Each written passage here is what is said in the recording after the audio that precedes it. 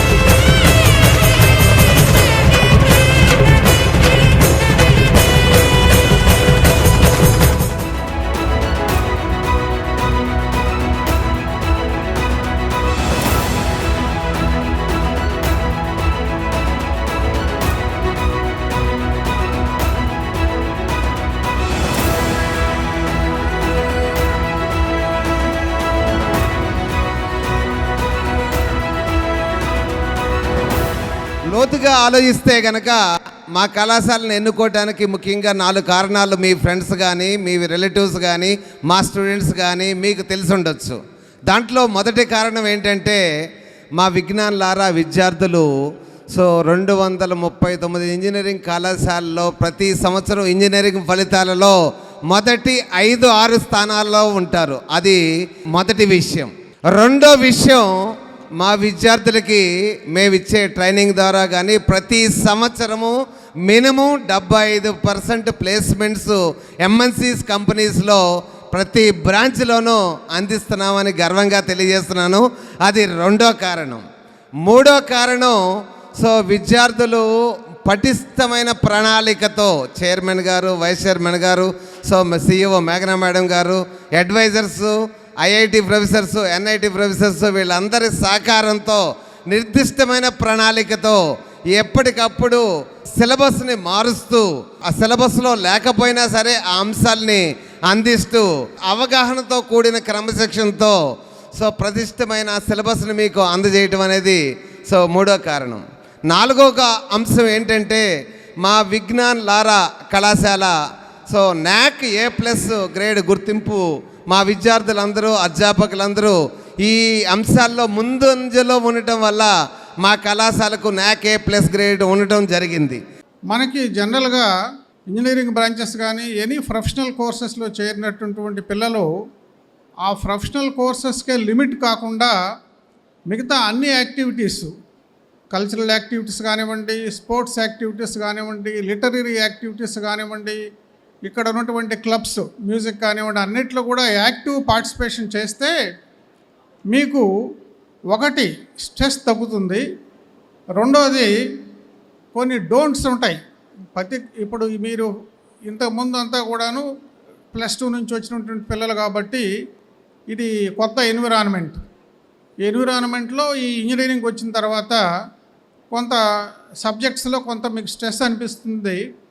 అవి తగ్గాలంటే ముఖ్యంగా ఈ స్పోర్ట్స్ యాక్టివిటీ కానీ, కల్చరల్ యాక్టివిటీస్ కానీ, మిగతా అదర్ యాక్టివిటీస్ వీటన్నిటిలో కూడా యాక్టివ్గా పార్టిసిపేట్ చేస్తే ఈ 4 ఇయర్స్ అనేది మీకు ఇన్వెస్ట్మెంట్ అన్నట్లు. లారా ఇంజనీరింగ్ కాలేజు స్టార్ట్ చేసి ఇప్పటికి 19 ఇయర్స్ అవుతా ఉంది. ఈ 19 ఇయర్స్లో అంటే మీరు అంతగా గమనించకపోవచ్చు కానీ లాస్ట్ 3 మంత్స్, లాస్ట్ 2 మంత్స్లో ఏమైందో ఒకసారి చూసిరండి. ఎప్పుడు కూడా ఈ 19 సంవత్సరాల్లో పెద్దగా అడ్వర్టైజ్మెంట్స్ లారా ఇంజనీరింగ్ కాలేజ్ ఉంది, ఇక్కడ అడ్మిషన్ తీసుకోండి అని మ్యాండేటరీగా జేఎన్టీయూ వాళ్ళు ఏదైతే ప్రిస్క్రైబ్ చేస్తారో అడ్వర్టైజ్మెంట్ తప్పించి పెద్దగా అడ్వర్టైజ్మెంట్స్ మీద ఎప్పుడు కూడా కాలేజ్ ఎప్పుడు ఖర్చు పెట్టింది లేదు. రెండోది, అడ్మిషన్స్ పూర్తి చేయడానికి ఏదో ఏజెంట్స్ని పెట్టావు, లేకపోతే ఎవరినో ఒకరిని పట్టుకొని మధ్యలో వారిని పెట్టావు, మిమ్మల్ని దగ్గరికి పంపించి తీసుకొచ్చి అడ్మిషన్ చేసిన పరిస్థితి కూడా ఈ 19 ఇయర్స్లో ఎక్కడా కూడా లేదు. అయినా కూడా ఈ 19 సంవత్సరాలు, ఈ 1 సంవత్సరమే కాదు, ఇందాక అందరూ చెప్పినట్లు ఈ 19 ఇయర్స్ నుంచి కూడా లారా ఇంజనీరింగ్ కాలేజీలో ప్రతి సంవత్సరం కూడా 100కి 100% మొదటి కౌన్సిలింగ్లోనే సీట్స్ అన్నీ కూడా ఫిల్ అయిపోతూ ఉన్నాయి. That is the achievement of this college. So మమ్మల్ని, మన సంస్థని నమ్మి మీ బిడ్డల్ని ఇక్కడ చేర్చినందుకు ముందుగా తల్లిదండ్రులందరికీ నా హృదయపూర్వక నమస్సులు. అట్లనే విద్యార్థులకు కొత్త ప్లేస్లో ప్రొఫెషనల్ కోర్సులో చేరారు. మీ అందరికీ శుభాకాంక్షలు. మన వేదిక మీద ఉన్న వాళ్ళ అందరి తరఫున మాల్కొండయ్య గారు, అడ్వైజర్ కృష్ణ, మేఘ్నా, ప్రిన్సిపల్, ఫ్యాకల్టీ మెంబర్స్ అందరి తరఫున, విజ్ఞాన లారా సంస్థ తరఫున మీ అందరికీ శ్రావణ శుక్రవారం శుభాకాంక్షలు, వరలక్ష్మి వ్రతం శుభాకాంక్షలు. Thank you. సో మీరు ఎంత నమ్మకంతో చేర్చారంటే, ఇప్పుడే అంతా కృష్ణ చెప్పేశారు, నేను చెప్పాల్సింది. ఎంత నమ్మకంతో చేర్చారు అంటే, మేము ఒక ఎంటర్టైన్మెంట్ ఇవ్వలేదు, ఏ మార్కెటింగ్ పద్ధతి పెట్టలేదు, కానీ మీ అంతటి మీరు వచ్చి మీ బిడ్డలను చేర్చారు. 2 కారణాలు స్థూలంగా బయట కనపడేది. వీళ్ళు 40 ఏళ్ళ పైన నుంచి ఈ నిర్వహిస్తున్నారు, ఏ పొరపాటు చేయరు, అది ఒక నమ్మకం. రెండవది, మీ దగ్గరలో ఉన్నవాళ్ళు, మీకు తెలిసిన వాళ్ళు ఎవరు ఇక్కడ చదువుకొని బాగా అయి ఉంటారు. సో అందుకని దాంతో ఆ నమ్మకంతో మీరు ఇక్కడ చేర్చారు. అయితే ఆ నమ్మకాన్ని రావటానికి లోపల ఏం చేస్తారు, ఎట్లా చేస్తారు అనేది, ఏం జరుగుతుంది ఇదంతా అవటానికి, మీ నమ్మకం రావటానికి. మొదటిది, ఈ అకాడమిక్స్లో ఎప్పుడూ ఈ కాలేజీ 95% పైనే ఉంటుంది. అట్లానే ప్లేస్మెంట్లో ఎస్పెషల్లీ లాస్ట్ 2 ఇయర్స్లో బాగా ఇండస్ట్రీ రెసిషన్ ఉన్న చాలా కాలేజీలు, యూనివర్సిటీలు 45-40% దగ్గర ఆగిపోయినా, వీళ్ళు మాత్రం లారా కాలేజీ ప్రిన్సిపల్, ఫ్యాకల్టీ మాత్రం 85% తీసుకొచ్చారు. చాలా గర్వపడాల్సిన విషయం. సో ఇది మామూలు ఎప్పుడు జరగటం వేరు, కానీ ఇప్పుడు రెసిషన్లో ఉంది ఇండస్ట్రీ. అట్లా జరగటం అనేది చాలా విశేషం. వారందరికీ, ఆ విద్యార్థులకి, తయారు చేసిన ఫ్యాకల్టీ మెంబర్స్ అందరికీ నా హృదయపూర్వక అభినందనలు. అయితే ఇది ఇంత బాగా కంటిన్యూస్గా అకాడమిక్గా బాగుండటానికి, ప్లేస్మెంట్స్ రావటానికి ఏమైనా ప్రత్యేకంగా చేస్తారా? అందరూ జేఎన్టీయూ సిలబస్ అదే ఫాలో అవుతారు కదా, మీరు మరి అదే సిలబస్ ఫాలో అవుతున్నప్పుడు మీ దగ్గర ఏమైనా ప్రత్యేకతలు ఉన్నాయా అంటే చాలా ప్రత్యేకతలు ఉన్నాయి. అది స్థూలంగా చెప్తా. ఇప్పుడు కొన్ని చెప్పారు కృష్ణ. మొదటిది, ఫ్యాకల్టీ ఉండటం కాదు ప్రత్యేకం, ఫ్యాకల్టీ ట్రైన్డ్ ఫ్యాకల్టీ ఉంటాం. అంటే నాకు పిహెచ్డి ఉండొచ్చు, పిల్లవాడికి అర్థమయ్యేటట్టు చెప్పటం, పిల్లవాడిని అర్థం చేసుకోవటం, అది ఇంపార్టెంట్. అది కంటిన్యూస్గా అందరు ఫ్యాకల్టీకి అది అయిన తర్వాతే క్లాసుకు పంపిస్తారు. కాబట్టి for sure the class is successful. That is the first thing. Second thing, communication skills బాగా అవ్వాలి, బాగా స్ట్రెంగ్థన్ చేయాలి. ఇందులో అందరూ ఇంగ్లీష్ మీడియమే, కానీ ఇప్పుడు ఇక్కడికి వచ్చి 2 మాటలు మాట్లాడమంటే చాలా వణికిపోతారు, చాలా భయపడిపోతారు. కానీ వాళ్ళందరినీ పదే ట్రైన్ చేసి, అంటే మొదటిసారి వణికిపోతారు, రెండోసారి తొందరగా మాట్లాడతారు, మూడోసారి వెనక ముందుది మాట్లాడతారు, 4వసారి మైక్ దూరంగా పెట్టి మాట్లాడతారు, వినపడదు. ఇట్లా 5-6 సార్లు ఫెయిల్ అయిన తర్వాత కానీ వాళ్ళు దే ఆర్ కాన్ఫిడెంట్. అదే ఈ పిల్లలు చూస్తుంటారు మీరు. అట్లా కాన్ఫిడెంట్గా నిలబడాలి, వాళ్ళు అనుకున్నది గట్టిగా చెప్పగలగాలి, క్లియర్గా చెప్పగలగాలి. అట్లా కమ్యూనికేషన్ స్కిల్ స్ట్రెంగ్థన్ చేయటం. మూడవది, కౌన్సిలింగ్ సిస్టమ్ ఒకటి ఉంది ఇక్కడ ప్రత్యేకంగా, చాలా స్ట్రాంగ్గా. అంటే ప్రతి 20 మంది స్టూడెంట్స్కి ఒక ఫ్యాకల్టీ ఉంటారు. వాళ్ళు చదువు గురించి కాకుండా మిగతా ఎన్ని బాగున్నాయా లేదా అని చూస్తూ ఉంటారు. హెల్త్ బాగుందా లేదా, ఎమోషన్స్ బాగున్నాయా లేదా, లేకపోతే వాళ్ళు ఇంకేదన్నా యూత్ ప్రాబ్లమ్స్లో సఫర్ అవుతున్నారా, ఇంకా ఏదన్నా ఇష్యూస్లో సఫర్ అవుతున్నారా అనేది గమనిస్తూ ఉంటారు. గమనించి వాళ్ళు సరిపడా, అంటే ఒక్కొక్కళ్ళు వాళ్ళ ఇంటి దగ్గర వాళ్ళ అమ్మా నాన్న రోజు పోట్లాడుకుంటుంటారు. ఆ పరిస్థితి నుంచి వస్తే వాళ్ళు ఎంత తెలివైన పిల్లలైనా సరే అది సక్సెస్ అవ్వదు. టీచర్ బాగా చెప్తాడు, వాళ్ళు తెలివి ఉంది, కానీ ఆ డిస్టర్బ్డ్ మైండ్లో ఉంటారు. వాళ్ళకి ఎవరో ఒకళ్ళు చెప్పాలి, దీనికి సొల్యూషన్ నువ్వు బాధపడటం కాదు, నువ్వు బాగా చదివి మంచి ఉద్యోగం తీసుకొచ్చి నీ దగ్గర డబ్బులు ఉంటే వాళ్ళు నువ్వేం చెప్తే అది వింటారు అని. అట్లానే కొంతమంది ఎస్పెషల్లీ ఆడపిల్లలు రాత్రి 11 దాకా అట్లా సెల్ ఫోన్ చూసి నిద్ర సరిపోక పొద్దున్నే లేచి బ్రేక్ఫాస్ట్ చేయకుండా వచ్చేస్తారు. ఆకలేస్తూ ఉంటుంది, బాగా తెలివైన వాళ్ళే, ఆకలేస్తూ ఉంటుంది, కానీ దే కెనాట్ కాన్సన్ట్రేట్. అది గమనించి, అదేదో ఫ్రస్ట్రేషన్ ఉంది అది గమనించి we have to suggest them, counsel them properly. ఇది మూడోది ప్రత్యేకత, ఇక్కడే జరుగుతుంది అదంతా. నాలుగోది ఏంటంటే సిఆర్టీ కోచింగ్, అది 3rd ఇయర్ నుంచి మొదలు పెడతారు, ఇక్కడ 2nd ఇయర్ నుంచే మొదలవుతుంది, చాలా పద్ధతిగా మొదలవుతుంది. 5వది చాలా ప్లాన్డ్గా ఎగ్జిక్యూట్ చేయటం. అంటే good planning is half done అని స్కూల్స్లో రాసి ఉంటుంది, కానీ అది ఇంప్లిమెంట్ అవ్వదు. Perfect planning is very essential. Engineering ఎడ్యుకేషన్లో ఏమవుతుందంటే ఒక కోర్సులో 5 యూనిట్స్ ఉంటే కోర్స్ చెప్పమంటారు టీచర్ని. వాళ్ళు ఏం చేస్తారంటే 2 యూనిట్స్ని 3.5 నెలలు చెప్తారు, మిగతా 3 యూనిట్స్ని నెల రోజుల్లో చెప్తారు. పిల్లల్ని అడిగితే సిలబస్ అయిందంటే అయిపోయిందంటారు, ఫ్యాకల్టీని అడిగితే అయిపోయిందంటారు, కానీ they can't grasp it, they don't have time to cover. అందుకని తప్పుతారు పిల్లలు. అందుకని మేము ఏం చేస్తాము అంటే ఈరోజు లేకపోతే 2-3 రోజుల తర్వాత ఎప్పుడు ఏ టీచరు ఏం పాఠం చెప్తాడని ముందే ప్లాన్ చేసి ఇస్తాం. అంటే ఇప్పుడు ఇవాళ ఆగస్ట్ 21, జనవరి 21న ఏ టీచరు ఏ పాఠం చెప్తాడని ముందే ప్లాన్ చేసి ఇస్తారు. అందుకని ఆ ప్లాన్ ప్రకారం ముందున్న అనుకున్న ఆ పేరెంట్స్ అడగొచ్చు, పిల్లలు అడగొచ్చు. ఇదంతా ఇవి ప్రత్యేకంగా ఇక్కడ చేస్తున్నది. ఇందుకని ఈ ప్లేస్మెంట్స్ 80% తగ్గకుండా వస్తున్నాయి. ఎంత రెసిషన్ ఉన్నా అట్లానే చదువులో 95-96% ఉంది. ఒకటి ఫ్యాకల్టీ ఉండటం కాదు, ట్రైన్డ్ ఫ్యాకల్టీ ఉండటం, రెండవది కౌన్సిలింగు, మూడవది కమ్యూనికేషన్ సిస్టమ్ బాగా చేయటం, నాలుగవది ట్రైనింగు, ఐదవది మంచి ప్లాన్తో వెళ్ళటం. ఈ 5 ఫ్యాక్టర్స్ వలన ఈ కాలేజీ బ్రహ్మాండంగా అవుతుంది. అయితే ఈ సందర్భంగా పేరెంట్స్గా మీరు ఏం చేయాలి? పేరెంట్స్గా మేమేం చేస్తాం, మీరు ఫీజు కట్టుకుంటారు, కట్టి వెళ్తాం అంతే కదా అనుకుంటారు. కానీ అదే జరుగుద్ది చాలా యూనివర్సిటీలో, కాలేజీలో. ఇనాగరేషన్ డే అంటే వచ్చి ఫీజు కట్టండి, వెళ్ళండి, మంచినీళ్ళు ఎవరు, కాఫీ కూడా ఎవరు, ఏమెవరు. ఇక్కడ అంతా ఈ ఎఫర్ట్ అంతా పెట్టి భోజనాలు గీజనాలు అంతా అవుతుంది. ఇంత హడావుడి ఎందుకు చేస్తున్నామంటే ఇదంతా బాగా అవటానికి 3 వైపుల నుంచి అవగాహన ఉండాలి. అంటే ఒకవైపు ఇన్స్టిట్యూట్, రెండో వైపు తల్లిదండ్రులు, మూడో వైపు పిల్లలు. ఈ 3 వైపుల్లో ఒకళ్ళకి అవగాహన ఉంటే కానీ ఇది బాగా జరగదు. ఉదాహరణకి నేను పేరెంట్స్ అందరినీ అడిగాను అనుకోండి, మమ్మల్ని ఏం చేయమంటారు మీరు అని. చేర్చారు, నమ్మకంతో చేర్చారు, బాగుంది, మమ్మల్ని ఏం చేయమంటారు అని అడిగారు అనుకోండి. అడిగితే మీరందరూ 90% ఏమంటారంటే మంచి మార్కులు తెప్పించండి అంటారు. అంతే కదా, కరెక్ట్గా అనిపిస్తుంది.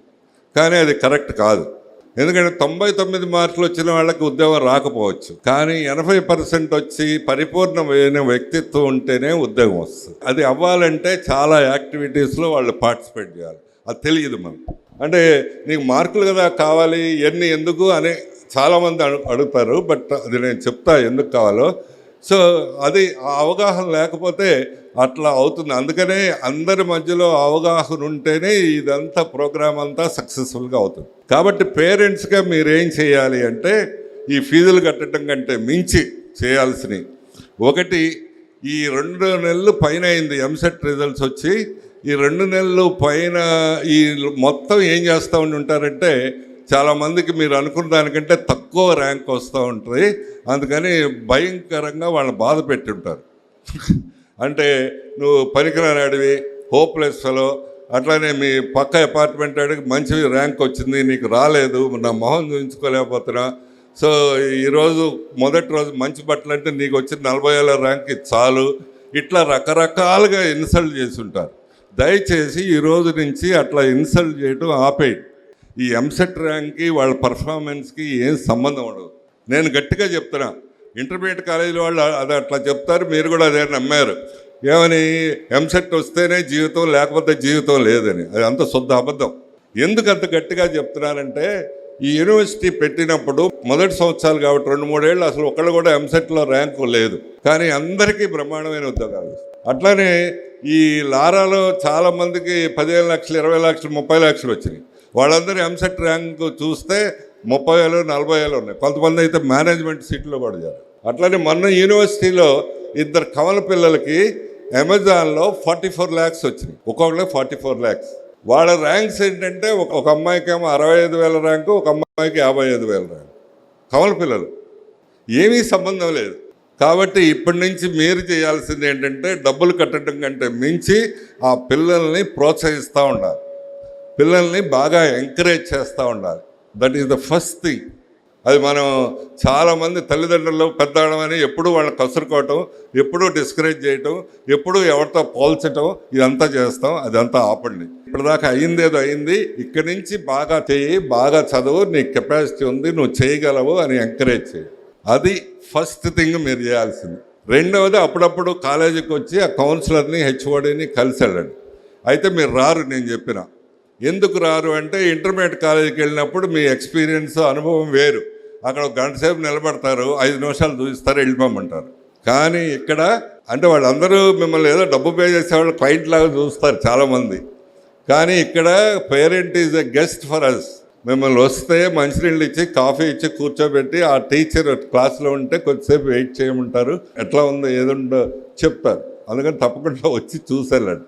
మూడవది, ఈ పిల్లల కిందనే చెప్పాను, ఈ చదువుతో పాటు మిగతా యాక్టివిటీస్లో ఎంకరేజ్ చేయండి, బాగా ఎంకరేజ్ చేయండి.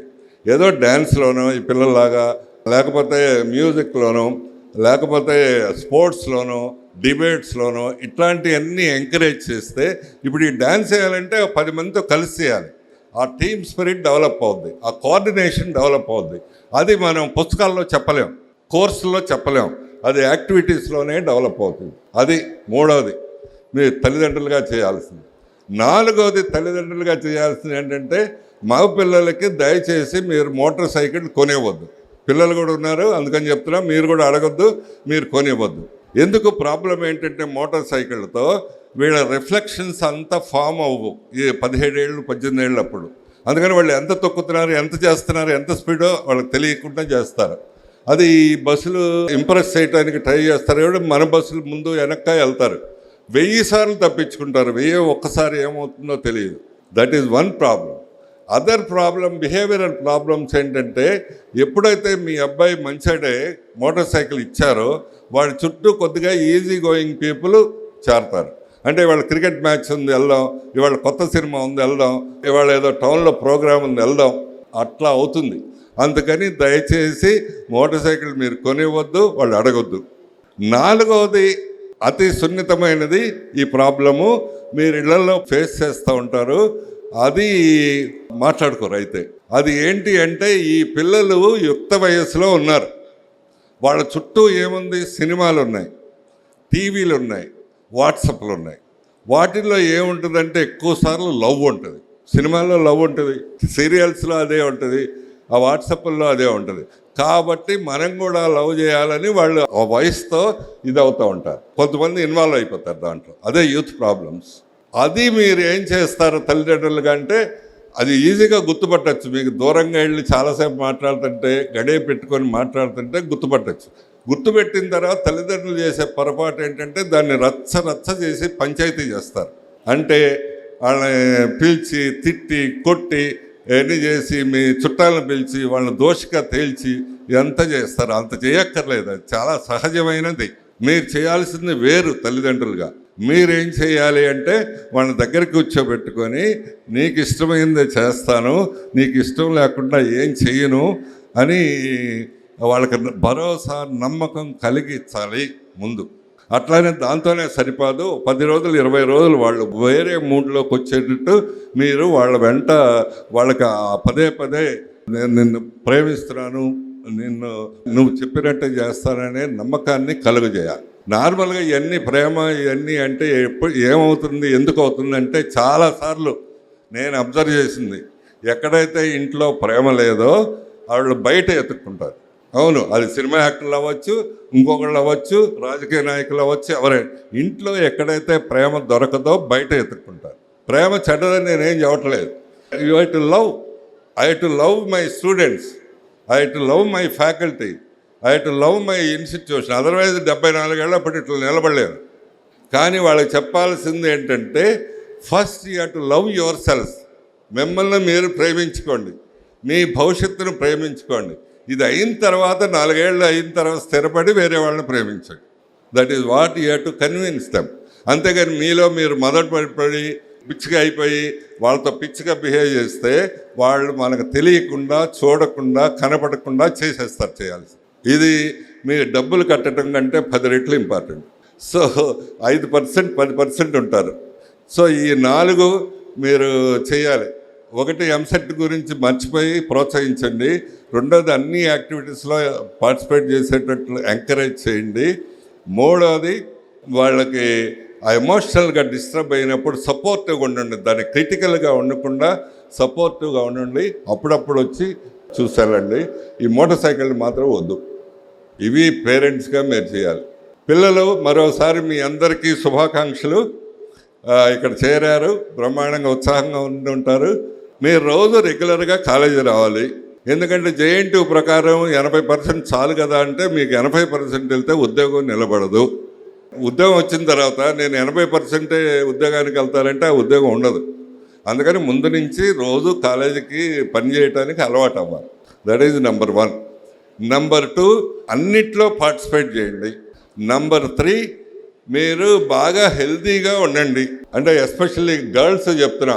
నేను ఎంత వరీడ్ అంటే మేము ఇక్కడ మెడికల్ టెస్ట్ చేయిస్తాం యూనివర్సిటీలో అందరి పిల్లలకి. చేస్తే 30% of the girls are anaemic. వాళ్ళకి సరిపడా రక్తం లేదు. వాళ్ళు నడుస్తుంటారు, బస్సు ఎక్కుతారు, క్లాసులో కూర్చుంటారు, కానీ సరిపడా రక్తం లేకపోతే ఆక్సిజన్ సరిపడా బ్రెయిన్కి చేరదు, విసుగు వస్తుంది, నిద్ర వస్తుంది, చిరాకు వస్తుంది, అన్నీ వస్తాయి. అందుకని health is very very important. అది ఉంటేనే హుషారుగా అవుతారు మీరు. సో దీనికి మించి నేను ఇందాక చెప్పాను కదా, మొత్తం ఉద్యోగం రావాలంటే ఫార్ములా 50% నాలెడ్జి, ఒక 20% కమ్యూనికేషన్ స్కిల్స్, 15% టీమ్ స్పిరిట్. ఇట్లా డ్యాన్సులు, మ్యూజిక్లు, స్పోర్ట్స్ అన్ని టీమ్ స్పిరిట్, ప్రాజెక్ట్స్ అన్ని team spirit, and 20% creative thinking, అంటే కొత్తగా ఆలోచించడం. ఈ అంటే ఉద్యోగం వచ్చేస్తుంది. ఏదో ఉద్యోగం వచ్చిందంటే అదృష్టం, రాకపోతే దురదృష్టం. ఉద్యోగం రావడం అనేది మ్యాథమెటికల్ ఫార్ములా, అంతే, ఫార్ములా లాగా వచ్చేస్తుంది. అందుకనే ఇక్కడ కంటిన్యూస్గా అన్ని ఉద్యోగాలు వస్తాయి. It should be very clear. అది ఆ ఉద్యోగాలు ఎంతవరకు వస్తాయంటే 5-6 లక్షల రూపాయలే వస్తాయి. కానీ మీరు అనుకోవచ్చు కొంతమంది, నాకు అది సరిపోదు సార్, 15-20 లక్షల రూపాయల ఉద్యోగం వస్తే బాగుంటుంది, నాకు నా ఫ్యామిలీకి బ్రహ్మాండంగా ఉంటుంది అనుకోవచ్చు. Nothing wrong. మీరు ఎవరు జేబు కొట్టేయట్లేదు కదా, దొంగతనం చేయట్లేదు కదా. నేను బాగా అవ్వాలనుకుంటున్నాను. I have a big dream.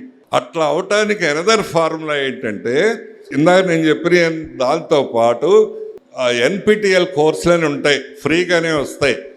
అవి ఎస్పెషల్లీ రాబోయే టెక్నాలజీలో, ఇప్పుడు దాకా అందరు చెప్పారు, రాజు, కృష్ణ, ఏఐ కానీ, రోబోటిక్స్ కానీ, వీటన్నిటిలోనూ కొన్ని 4-5 సర్టిఫికెట్లు చేయాలి. మీరు జేఎన్టీయు సర్టిఫికెట్తో పాటు మీరు 4-5 సర్టిఫికెట్లన్నా చేయాలి. అన్ని సర్టిఫికెట్లు ఇవ్వాలి. ఏం ప్రూవ్ చేస్తున్నారు దాంతో అంటే, మామూలు మా టీచర్లు చెప్పిందే కాదు, సిలబస్లో ఉన్నదే కాదు, నా అంతటి నేను నేర్చుకోగలిగిన శక్తి నాకుంది అని ప్రూవ్ చేస్తున్నారు. అదే కదా టీసీఎస్ వాళ్ళు తీసేశారు అంటే అర్థం, వాళ్ళకి నేర్చుకునే కెపాసిటీ లేదు.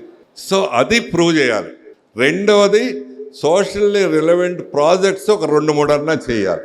చేస్తే all of you are eligible for 30, 40, 50 lakhs job.